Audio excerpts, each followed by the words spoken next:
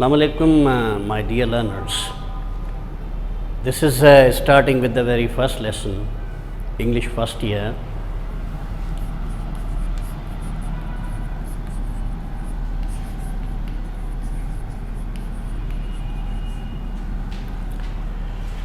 Actually, this lesson is consisting of two parts.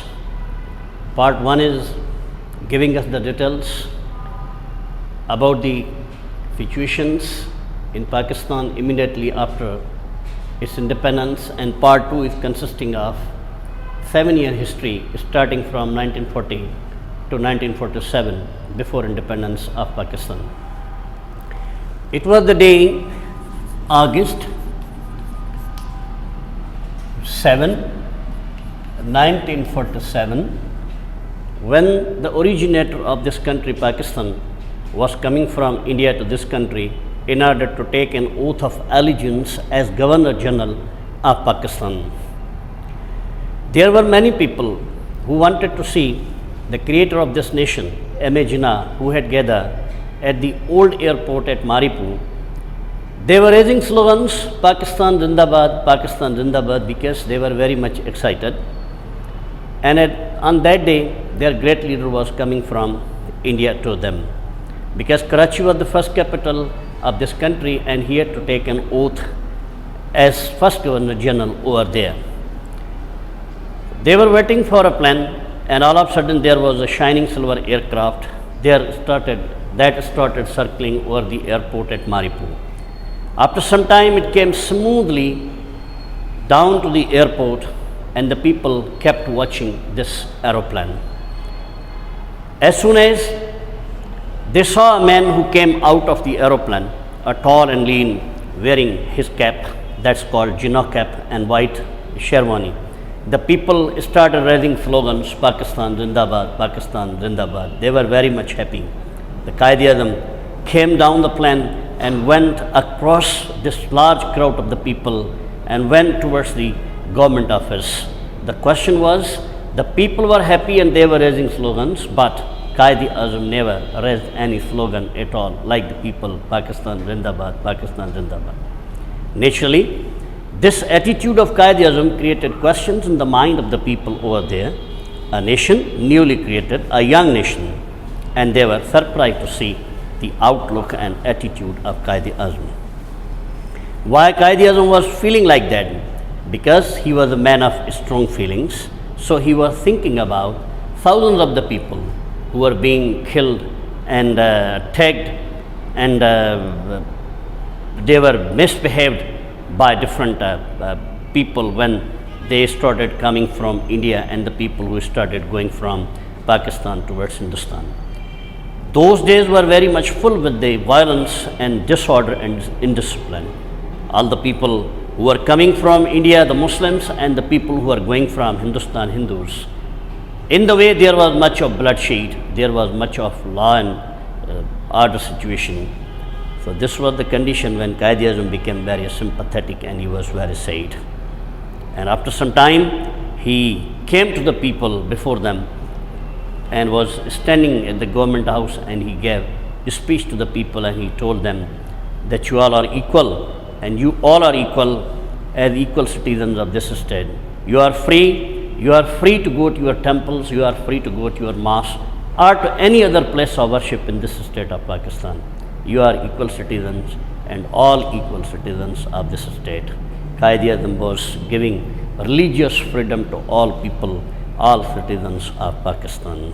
My dear student, it was some details collected from the part one of very first lesson, Pakistan Zindabad.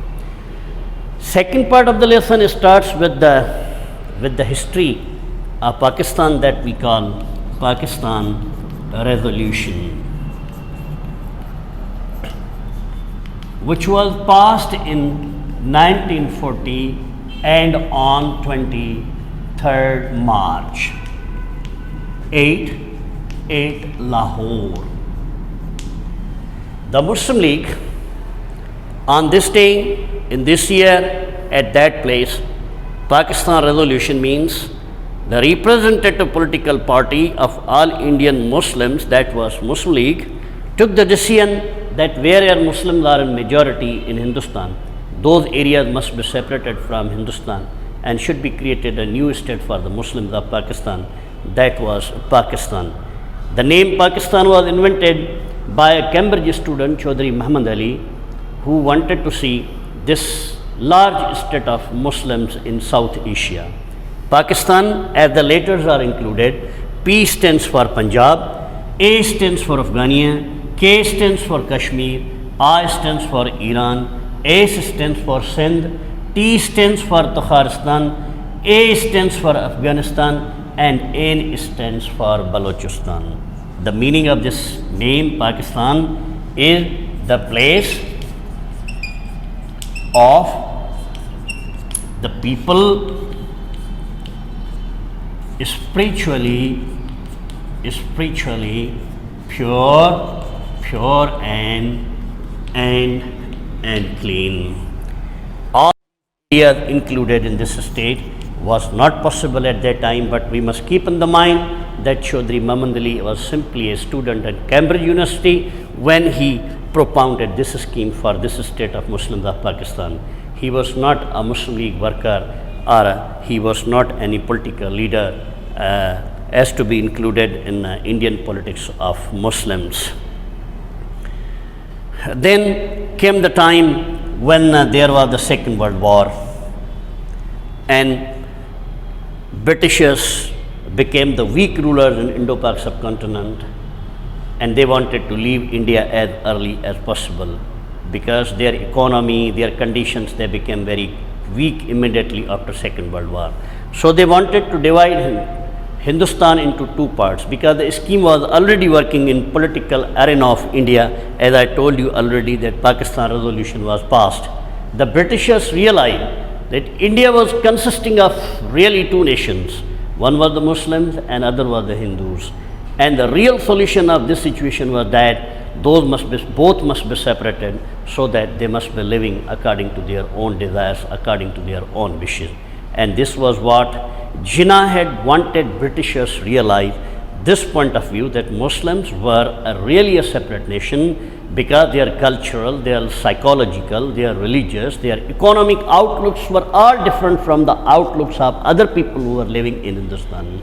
So it was a victory for the Muslims when the British government announced that they would be leaving India by 3rd June 1948, but the conditions became so worse, they left Hindustan. Earlier, it was on 14th August 1947 that Pakistan was given independence in written, and it was on 15th August 1947 that independence was given to India, and then Britishers moved towards their own place where from they had come.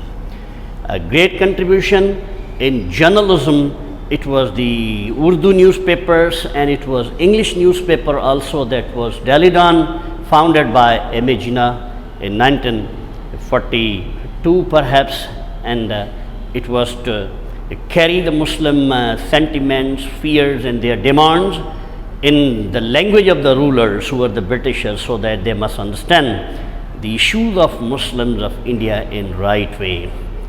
Jinnah also contributed a lot because when there was Second World War and almost all Congress leaders, they were in prison because they were not cooperating with the rulers.